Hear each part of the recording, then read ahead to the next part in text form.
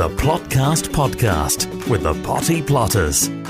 Well, hello, and welcome back.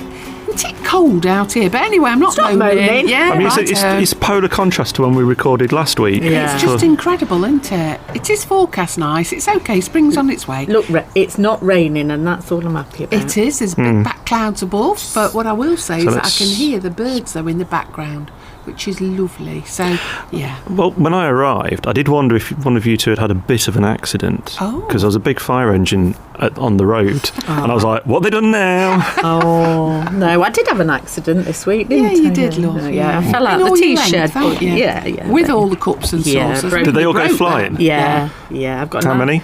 I think I lost about three mugs, and obviously twisted my ankle. It's black and blue. But come on, let's carry on. Never worry about that. Loads of seeds to be done, so hey ho. Anyway, welcome back to the Potty Plotters Plotcast podcast, and this is season 3, episode 5. I'm Elaine. Are you? I am. I'm Julia. That's nice. Hello. Hello. Oh, and Gareth. Hello. Hello. Hi. Now then, if people want to get in touch, then they can, and people have been. But how do they do it then, Gareth? So, if people would like to get in touch via social media, they can do on Facebook and Instagram at Potty Plotters. They can email us naughtycorner@pottyplotters.uk or check out the website pottyplotters.uk.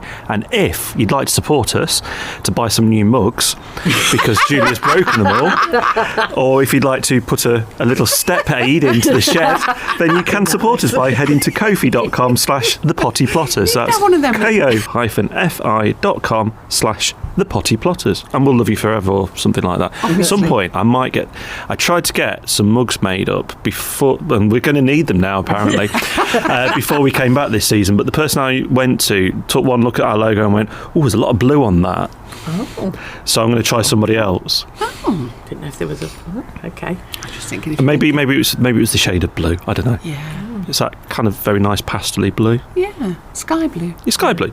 The Plotcast Podcast with the Potty Plotters. So let's get on with it. And the first thing I wanted to talk about was dwarf plants. Yes. Are they any good? I think so, yes. It depends on your space, really, as to whether you need to use them. I mean, obviously, if you've not got a greenhouse, you've not got an allotment, you've perhaps only got a small allotment or a small growing space in your garden, sometimes dwarf plants really are the answer.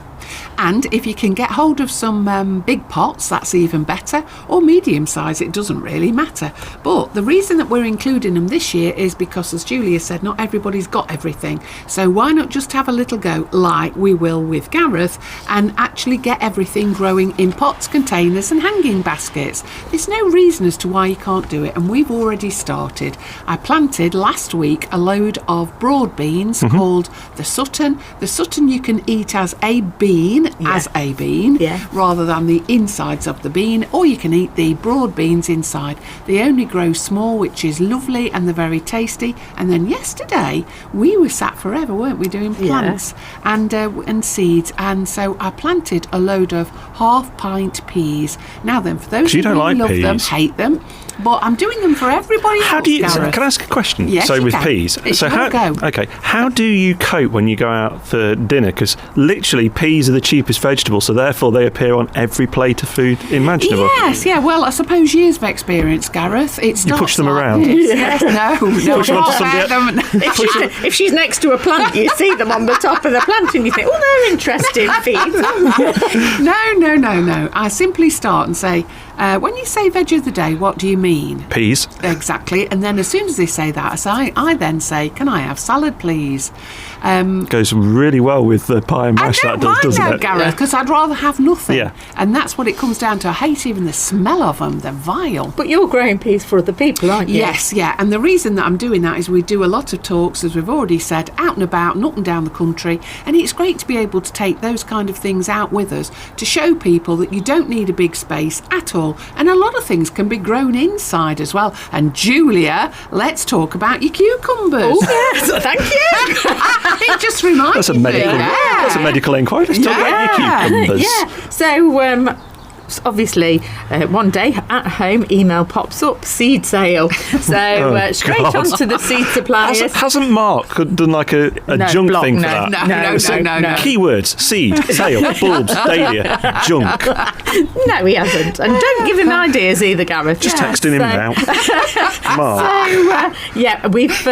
I saw this seed sale and I saw these cucumbers. People may have experienced them before, but I've never come across them before. They are a dwarf variety of cucumber that you can literally grow at home in your conservatory, on your windowsill, or anywhere in your greenhouse, somewhere like that, inside. Can I? And they literally will grow to about 24 inches, produce little cocktail-sized cucumbers, and they don't require any pollinators. So everything can be done inside in an 8-inch pot, and they are perfect. What were they called, Elaine? I've forgotten. Quick snacks. Oh, quick snacks. Can we? Yeah. Can we have some? Yes. Can we try some? Have some. We've ordered a load, Gareth. Yes. It's all right because now our husbands don't listen to Yeah, this. we know this. No. We know so the we scam. can get away with it, yeah. I'm amazed that one of them doesn't listen to it, at least considering that he's in charge of all the email accounts. and everything. No, we don't let him. No. And the good thing is, you see, if we have miniature cucumbers and we also have the miniature tomatoes as well. You've got a it salad. really You've got a is small excellent. salad. And that's what we It's a side said. salad. Yeah. And if you grow No yourself some peas. cut and come again lettuce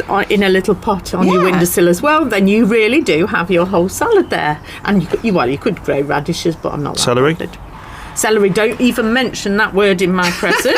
Right, okay. If Elaine's got an aversion to peas, I've got more of an aversion to celery. I mean, Elaine can actually handle peas. I can't even handle celery. Are you allergic to it? No, I just really, really don't like celery. I don't know why. I must have been traumatised at a young age, but even the word celery it ripples through me. It's horrible. Right, let's move on. Come on. What other small plants are you anyway, doing? we're doing it. Small carrots. We're going to go as well, believe it or not. So when we're talking about flowers later, Mm-hmm. we're going to be talking as well about sweet peas. Now Mm-hmm. then, we've got hundreds of sweet peas all over the place at the moment. They're in the tangerinery, in the polytunnel, in the greenhouses. However, we are also doing a variety called Pink Cupid, and they are a dwarf variety, and they're going to go in the hanging baskets that we got so cheap you wouldn't believe. Talk about 200 mile an hour down the A38 to go and get them. But there were brand new hanging baskets, and we're going to be giving those away as well on our talks because they are a miniature sweet pea, fragranced, highly fragranced it says, but I'm not sure whether or not we're going to use them as a cutting flower because I can't see that they will be because they'll be quite small. Yeah. Yeah. However, we have planted some already. Oh, good. Shall I go and get them? Yeah, go on then. Oh, Right, while she goes and does that, Yeah. let's talk about some more dwarf things that you're doing then. The dwarf things everything's dwarf on my plot because I'm a dwarf. Really. Well, I'm not. No, you're I'm not. very No. short though. You're not. So what else am I growing? Well, it's just the varieties that I look at growing dwarf. So it's not necessarily dwarf, but I grow shorter varieties than Elaine. Elaine always grows tall things, varieties 'cause she can reach the top. because it's nice and easy for picking. So like the peas that I'm growing on my plot are a Don't mention variety peas called around her. No, that's why I thought I'll bring it in now. But the peas that I'm growing are a variety called Meteor, and they only grow up to 1 metre in height, which is perfect for me for picking.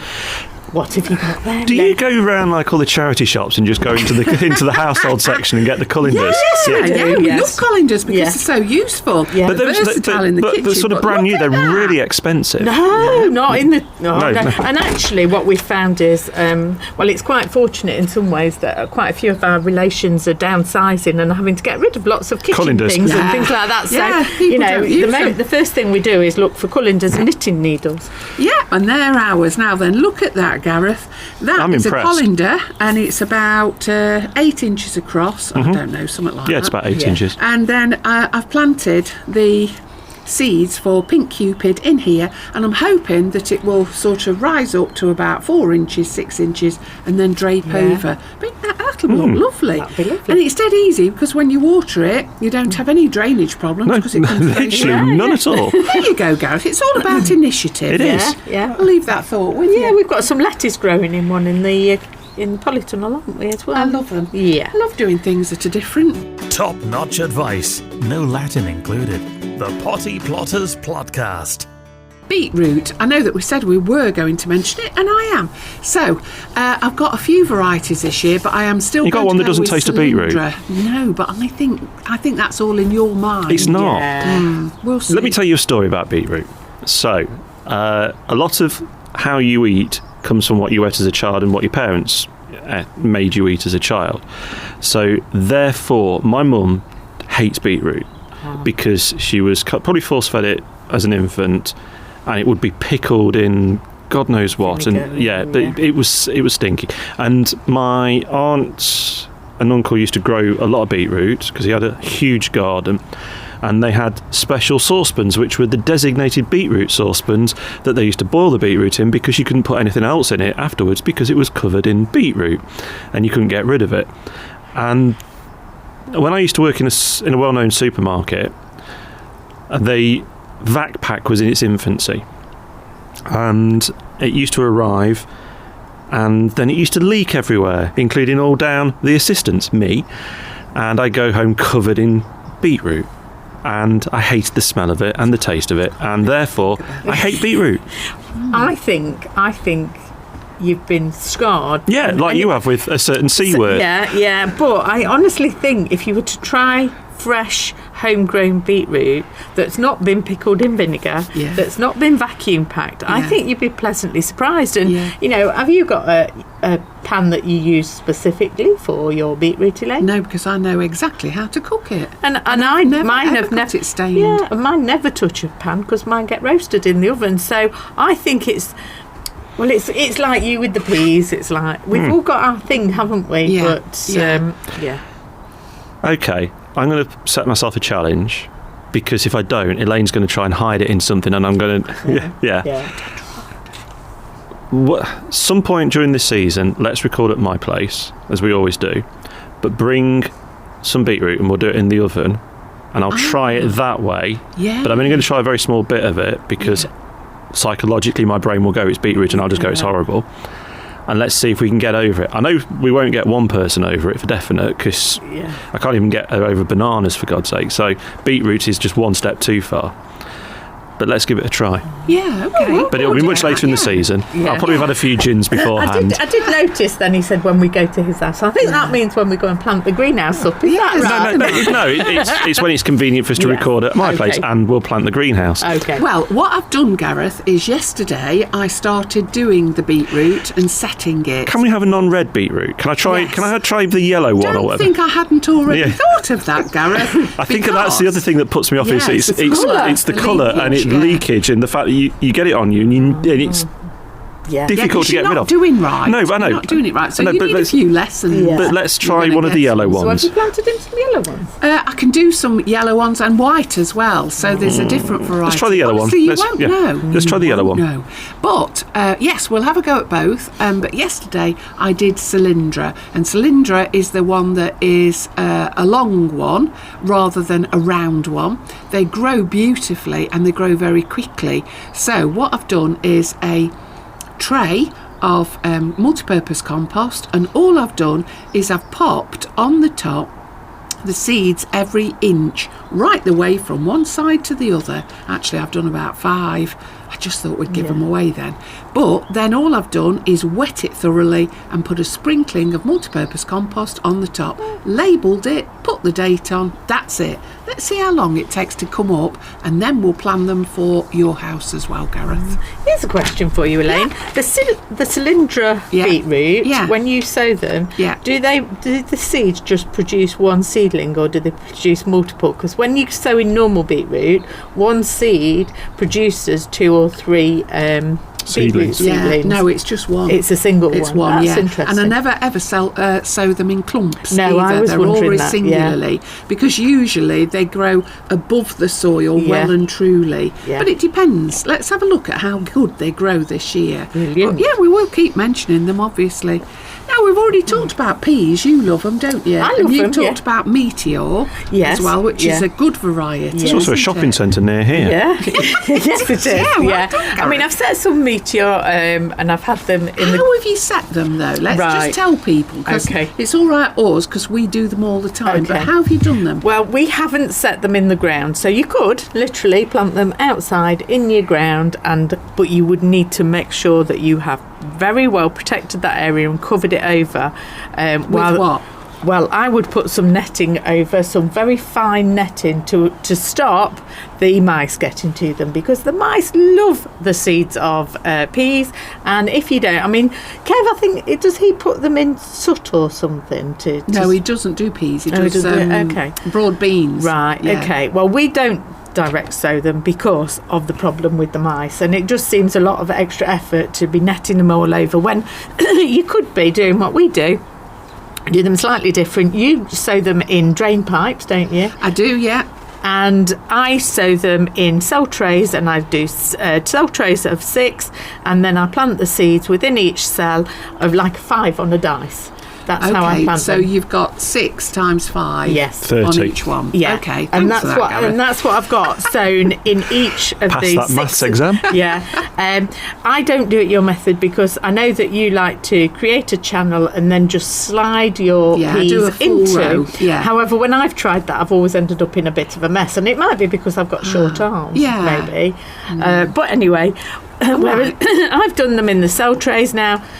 We've got some, and I can already see the roots growing out the bottom. Love a good Great, root system. yeah. And so what I will do then is go and plant them directly outside in a row, and I will just circle that row with some string around each of them. So I'll set myself canes in the corner, and then I'll just string around the outside.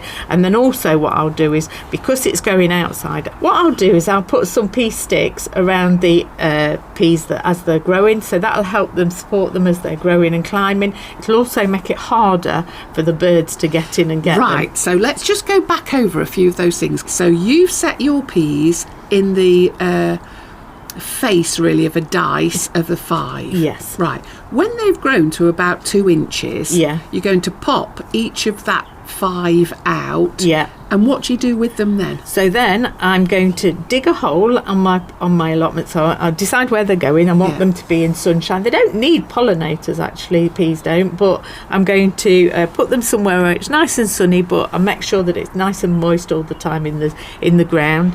And then I'm going to dig myself a hole, and I'm going to plant each of those cells that Okay. are popped out. In the 5? In You the don't 5, split no, them? I'm not going to split them up. I'm just Okay. going to plant them as that clump, and I'm going to plant them level with the ground, Elaine. Smashing. So when you've done the first 5, how far away do you do the next 5? I'm not leaving that much of a gap between them. I'm only leaving about 3 or 4 inches. So you want Farmer McGregor's Yeah. full row of peas? So it doesn't matter if they Great. kind of get mangled together then as they grow. No, because they'll all support one another as they're growing. Now, the other thing about peas is that if you let them dry out, Yes, once you've let them dry out, you'll never go back. You've kind of ruined the plant almost. So make sure that ground is always moist. At this time of year, we might get a bit of rain, but of course, as the foliage starts to develop, it might not actually be able to get to the roots of it. So make sure that it's nice and moist all the time, and then the peas will grow up, and you will start to see over time, as the plants get taller, you'll start to see flowers develop, and as the flowers develop, then they'll turn into pods. Just keep an eye on them from the lowest to the top of the plant. The ones at the lowest point will actually develop first, and then just keep picking them on a regular basis, and it will keep on flowering. because a lot of traditional allotmenteers don't grow peas. No. And Why they is don't that? grow, well, and it's simply because they're very short-lived, Gareth. Yeah. As soon as you've had those crops off them, Yeah. then they're finished. They'll Yeah. dry out, that's it. Yeah. They won't continually So I remember that because I think grow. we didn't do peas last year, did we? Did them the year before for Yeah. us, and we had a really, really good crop off them. Yeah. But it was, as you said, it was very, very short. Yeah. What I think we should do, and we need to align diaries for this one, is we need to do a time lapse video Right. of you putting the peas out to show how to do it. Yeah. I better set some more peas then. Well, luckily I did a load yesterday. Yeah. Just sit there twiddling. Okay, let's do it. Dead Good Brilliant Bits, the Potty Plotters Plotcast. Julia, the dead good brilliant bit. Yes, I think Now, it's mine this well, time. it is, yeah. because it You've was been your allowed one. idea. Yes, just the one. Good luck with this. Well, yeah, because Well, yeah, I saw you do it last Yeah. year, and I thought I'm going to remember that, and I have. Yeah, well, the thing that I'm talking about is terracotta pots planted next to the plants that need the watering, and then put it in, and then I'm going to fill them with water to actually water the plants at their root system. So you can go out and specifically buy something called aulers. How do you spell that? ORLA. I think that's how you spell them. And they are basically giant, I think you can get smaller ones actually. They're terracotta pots, and they've almost got like a bung in the top. Oh, right, okay, yeah. And all that does, because of course we know that terracotta will gradually release the moisture outwards. Yeah. And so what you do by planting them in the ground next to the plants that you want to water is that you are ensuring at the ground level that the plants are getting the water into the roots, much closer to the roots. So, and that's what the plant needs. The plant needs the water. Well, could you do it with plastic? No, because... So this isn't a bit like when we put the plastic bottles into the... like the tomatoes and stuff last year? No. The important thing with doing this, if you were using a terracotta pot, if the pots haven't got a hole in the bottom, that's great. That's really what you want. Oh. If it has got a hole in the bottom, of course, if you water it, then it will just go out straight away. So you need to find something to bung that hole up. So you could maybe put a bit of putty or something like that in there to bung the hole up. And then all you do, you fill that terracotta pot with water, and then I would get another terracotta saucer and put it on the top, so almost put the lid on the top of the plant pot, and that will allow the water to disperse to the plant where it most needs it, at the root. And have you done that? Yes. What, now? No, it's far too early in the year. Right, so we'll be doing it later in the year. So it's something that you could use, say, in your greenhouse next to your tomatoes, cucumbers, and it just means that there is a constant water supply getting to Great for going on holiday, leaving Brilliant, it that way. Brilliant, yes. Okay, well, we'll have a go at it. I hope you've got some big pots. Well, I notice you've got loads of terracotta pots. Got my name on it, get on. The Plotcast podcast with the Potty Plotters. We've had a message in from Mandy Hatton in North Derbyshire, who asks, I bought 2 blueberry bushes last year, but they are in the wrong place.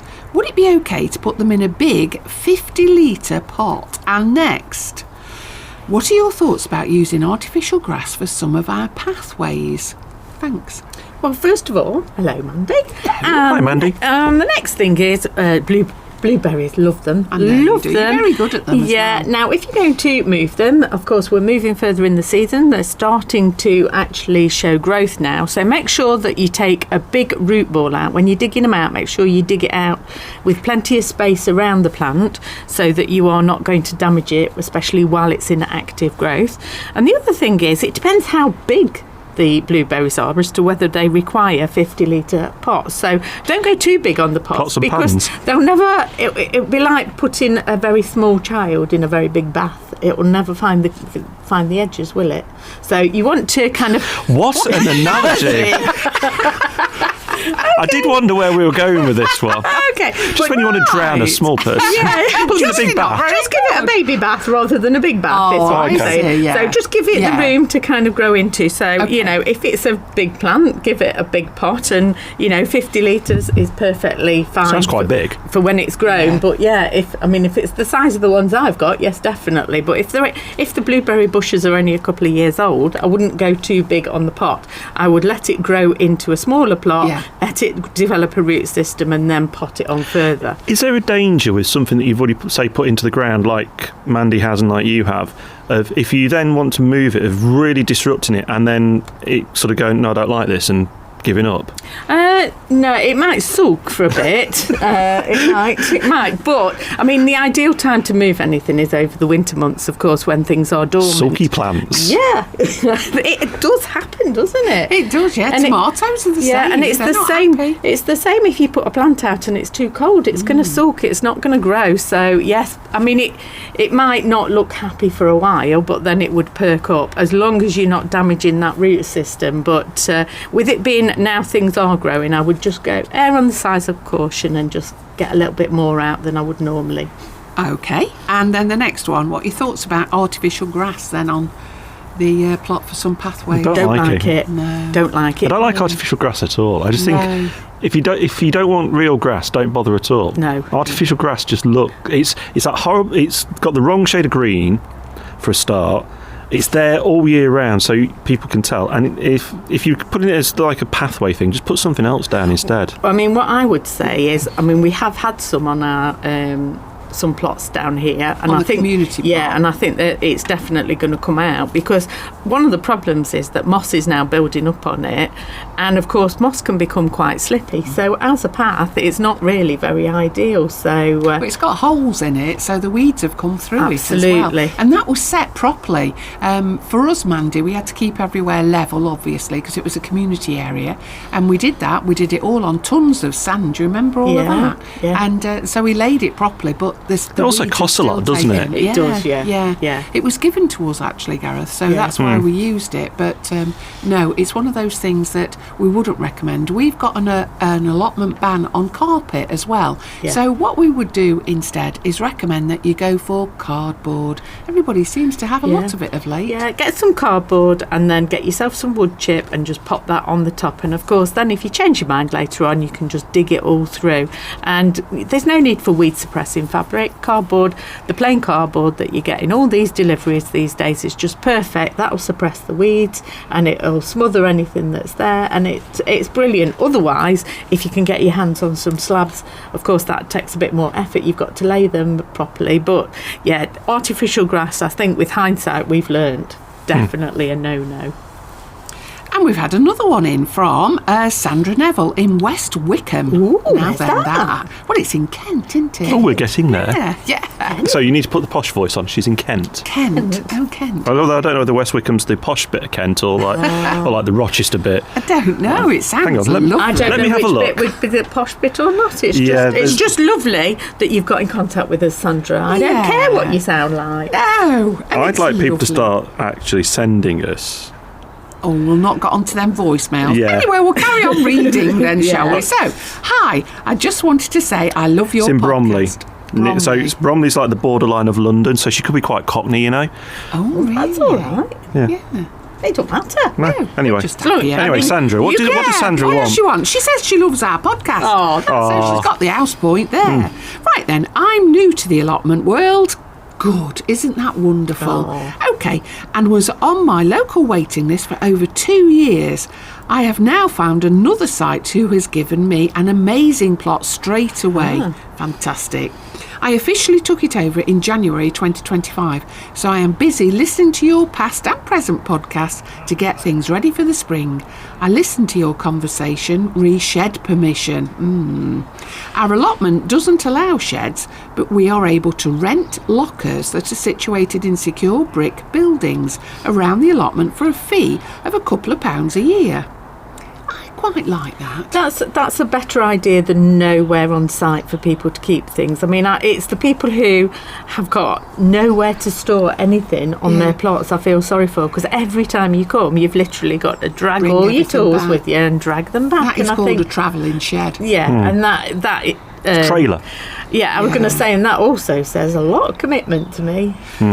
Okay, we also have storage boxes on our plots for our tools. That's okay then. That's good. I was lucky to pick mine up at our local recycling centre for free. Oh, That's brilliant. even better. Brilliant. I Girl think- after our own heart. Yeah, I love those boxes that you can get, the storage boxes where and you can sit on them as well. So it solves two problems really there. Yeah. But I mean, the only downside is you've got nowhere to shelter if it's raining, or to go and mash yourself a cuppa. I assume you take yourself a flask with you, because otherwise I just won't be able to cope. The amount of tea you get through. No. But thanks for getting in touch. Really good to hear what people are doing up and down the country. Sandra, send us some pictures. They are. Yeah. Yeah, she has sent a couple actually, Has she? Gareth, because I've been in touch with her in West Wickham. Yeah, Have you? And asked her, and I tell you what, it looks blooming lovely.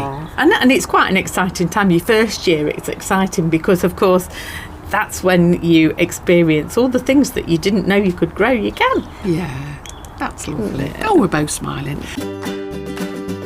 Contact the Potty Plotters anytime on Facebook, Twitter and Instagram at Potty Plotters, or email naughtycorner@pottyplotters.uk. Right then, mucking on the top of beds. The reason that I've included this was because the other day I was digging backwards. Now- What, like a rabbit? Yeah, Toads dig backwards. toads do. Yeah. Are you a giant toad? I feel like it. But what You've got your own back there, haven't you? yeah.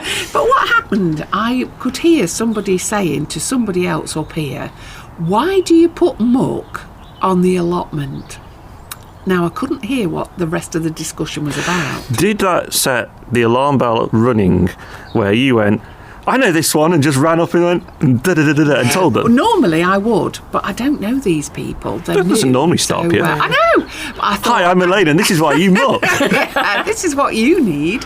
So I just thought we would include it because I've got muck on the top of my raised beds at the moment. Steady, lad. Sorry. I've got muck.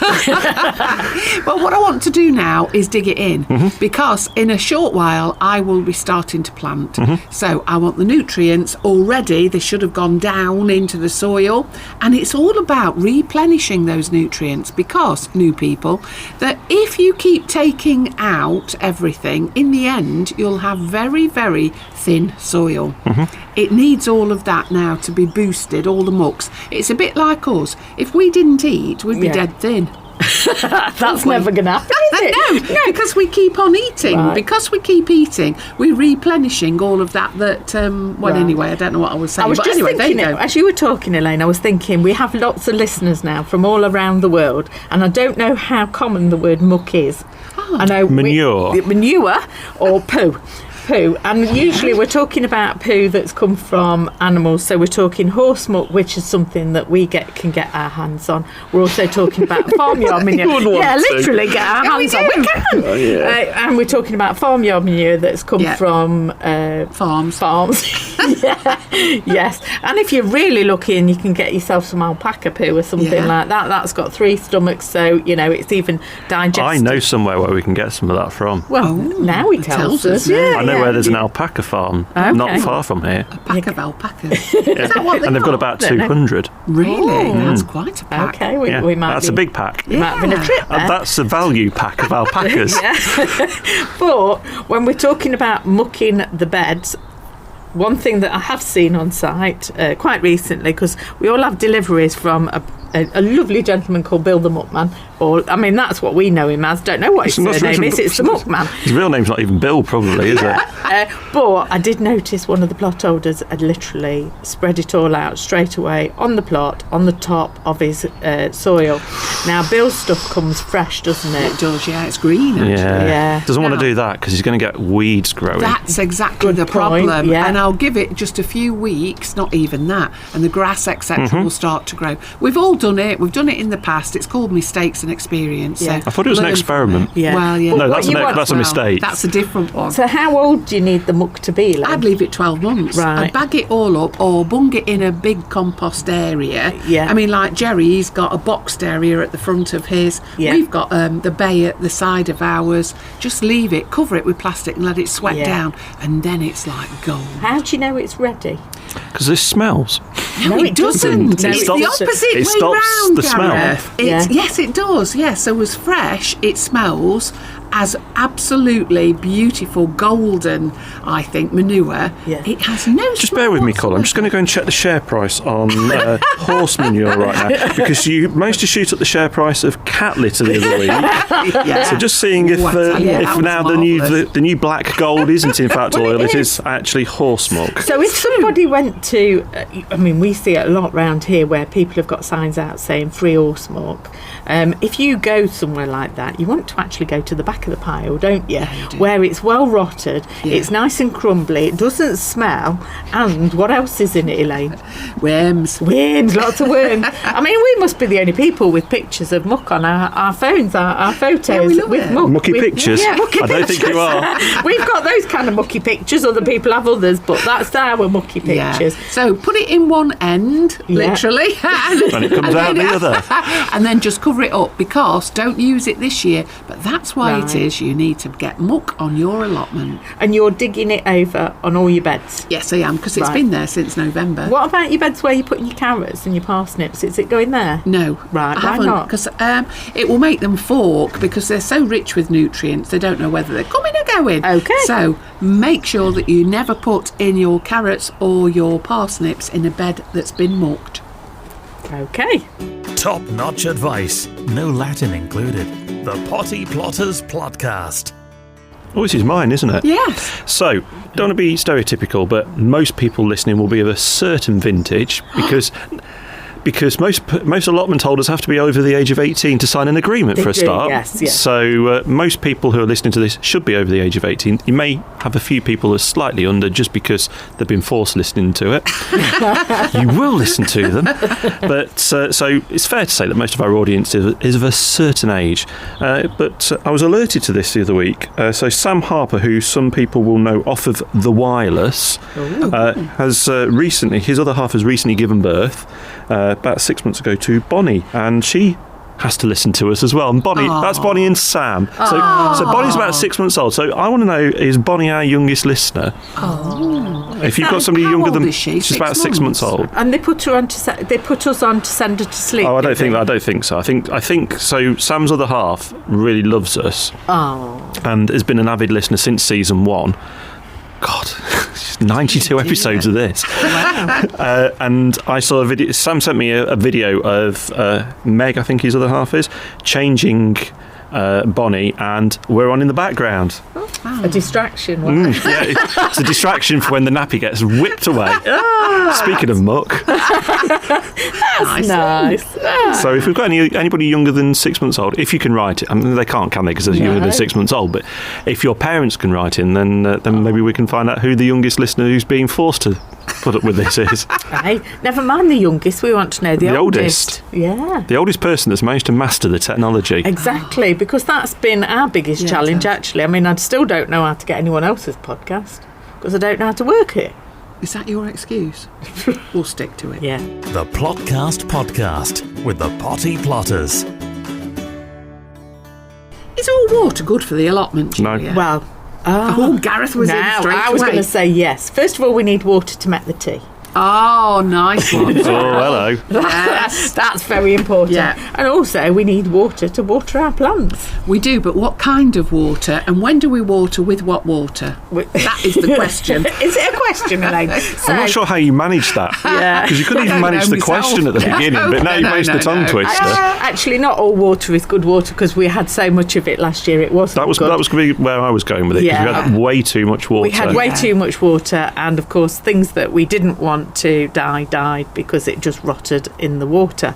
However, we are collecting lots of water on our allotments. We are fortunate that we do have lots of buildings on our plots that we can collect water off of them. And what I would say is it's criminal if people have got structures on their plots and they're not collecting water, because I know come the summer we are a site without any running water, and so unless you collect your own water, there's no water. Although there are wells on the plots, and some of us are fortunate enough to have the wells that were dug in the past, and I'm talking like 50, 60, 70 years ago. We're lucky enough, but of course then you've still got to extract them from there, so you've got to put some kind of mechanism to extract them. So collecting water is perfect, and actually it does make you think about it a little bit more than having running water. It does. I think it makes you think about the whole ethos really of allotmenting in a different way. It's a bit like at home, you take water for granted, don't you? Until something goes wrong and you've got none. Yeah. And then it's suddenly, how am I going to do this? And you don't realise how often you use water until you can't. Because you were both on different plots. Did they both have running water on the plots you were on previously? Mine did. Yeah. Has it made you think differently about what you grow coming here, where you have to really think about, I need to go and extract the water from the well, or I've got to make sure I've got the drain pipes in to collect it? No, it's not changed what I grow, but it has made me think about collecting water, because on my old site, I think I had a water butt, but I only had one. But there was a trough between about eight plots, and this trough worked almost like on a toilet system, so that you dipped your watering can in and you extracted the water from there. And of course you've got a ready supply of water. It was always there and always available to you. It was very close to mine, and I was lucky that I'd got that. And I'd got my polytunnel, and actually on that site now they've even put taps in on people's plots to extract water. Now, of course, the association and therefore the membership ultimately are going to have to pay for tap water, and that's not ideal. But also, it did make me think as soon as I got here, what am I going to have to do to have enough water to water everything that I want to grow? Because it didn't make me change what I wanted to grow, but it made me think about where I was getting the water from. And it makes you very grateful as well. Absolutely. So, we do think about everything. And I tell you what we do think about, location of stuff, Gareth. That's probably not necessarily what we grow, but where we grow it. Yeah. And when we had the really, really hot summer a couple of years ago, and did that have any impact on the amount of water you could extract from the wells as well?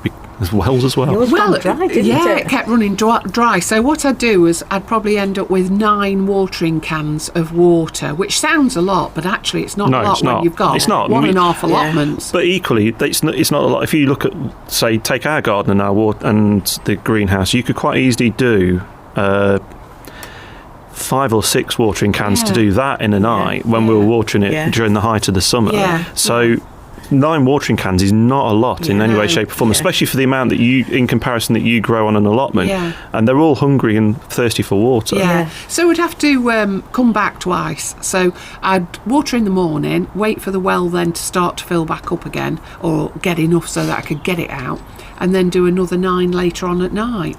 But I just like it. I just think it's about not taking things for granted. It makes us think in a different way, and I like it because we're not wasting anything either. No. And that's what we're about and here. it also makes you think about conserving moisture on your plot. So it makes you think about mulching a lot more, mulching around your plants, so with grass clippings or with old straw or stalk or anything like that will actually help retain the moisture around your plants. Putting things in the shade, putting shades up. Absolutely. Yeah, it's not necessarily a bad thing. And that summer when we did have it really hot, Gareth, actually one thing it did make me think about, because we have got the old pumps, you know, the kind of where you pump them by hand. Well, honestly, it was so hot, and then you're pumping for nearly 2 hours pumping because of the size of my plot. That's when I got my battery-powered pump that I pump out the water. What a revelation that was. It could save me going to the gym using the hand pump. Honestly, it was just that I was only getting muscles in my right arm. That was no good.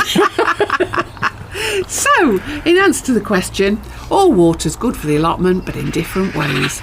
Oh, cook them magpies. I wonder where they're going. They're going over to Jerry's plot. There's plenty to eat. Anyway, thanks everybody for listening and for getting in touch. And if you've got any questions or any points that you want to raise, you know how to. Because we don't. But anyway, that's good. But let us know what else you're trying this year. We've talked about things that we're trying. I've talked about the colander. You've talked about your new cucumbers, quick snacks. Let's have a go. But next time we'll be talking to a flower lady up in Scotland. The Plotcast podcast with the Potty Plotters is an Amberland Media production.